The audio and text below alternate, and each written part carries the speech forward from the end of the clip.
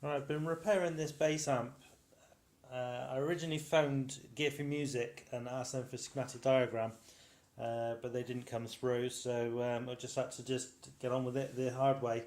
So what I did, I put a tone through the main input and wasn't getting anything on the output of this main board here, so we traced it all through and found that the positive 15-volt regulator wasn't giving an output, so I replaced that, and then once I did, we got a nice clean output off the preamp board. The main LED had gone, but that literally comes more or less straight off the transformer, so I'm not quite sure why that LED had blew, but anyway, just replaced that.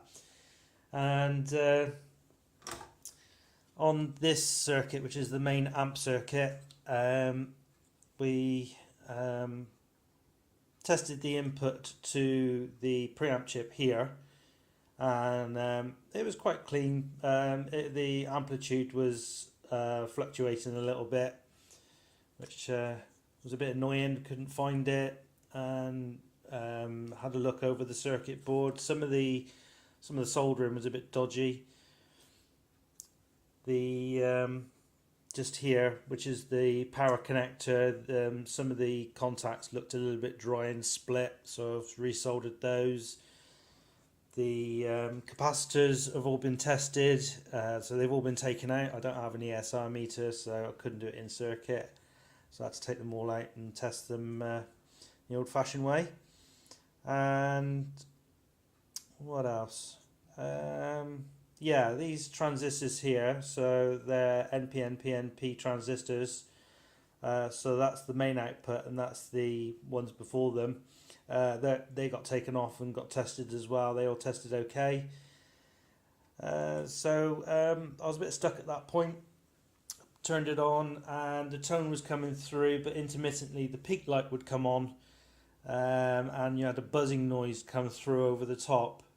Which was, that was a step forward, but still not right. So, as I say, then I tested the capacitors, because intermittently capacitors charging, discharging, I thought maybe one of those had gone. So yeah, they got tested, and then I went to test these, took one off, put it through the tester, and it tested okay.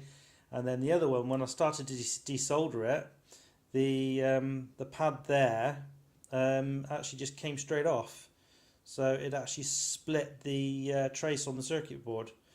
So I cleaned the trace off and just soldered it over, and lo and behold, that fixed the problem.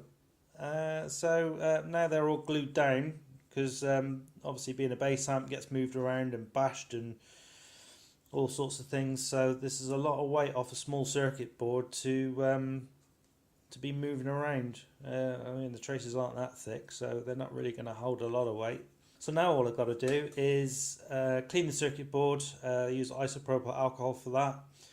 And then before I put it back in, one thing that they failed to do was this heatsink attaches to the back of this heatsink. So I'm going to put some heatsink compound on the back of here to transfer the heat away from here.